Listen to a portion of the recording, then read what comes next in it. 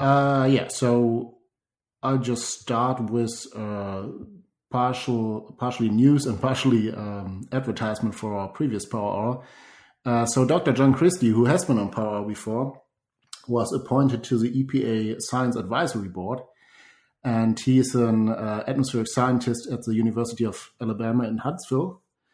And he is one of the co-creators of the satellite data set for atmospheric temperatures. And so this was somewhat surprising because he's, in terms of, he was very critical of the, for example, the endangerment finding by EPA of CO2 emissions or greenhouse gases.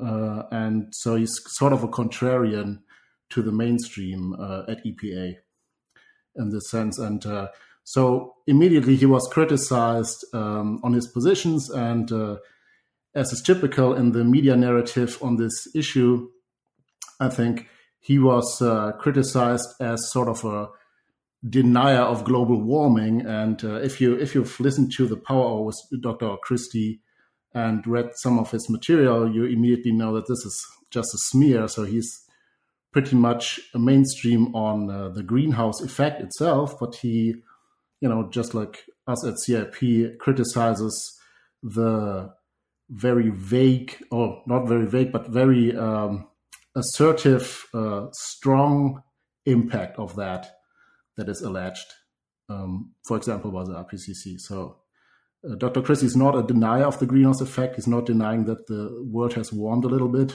over the temperature record, and his own data set shows that it has warmed a little bit.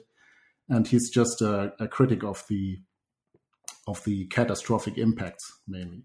So one thing about him is I definitely listened to that Power Hour. I really liked that one. He's also a colleague of Roy Spencer, whom I mentioned earlier. They're at the University of Alabama at Huntsville, and they are these pioneers in satellite measurement, and that they are of the same mind on many, many things.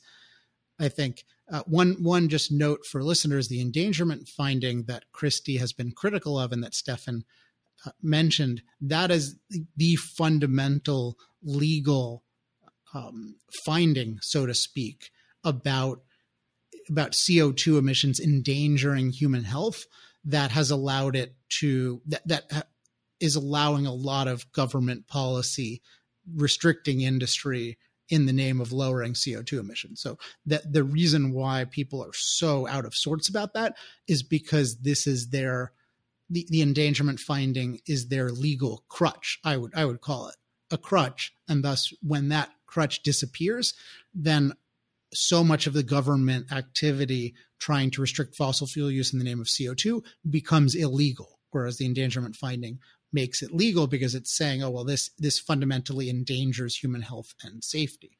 And we disagree with this finding.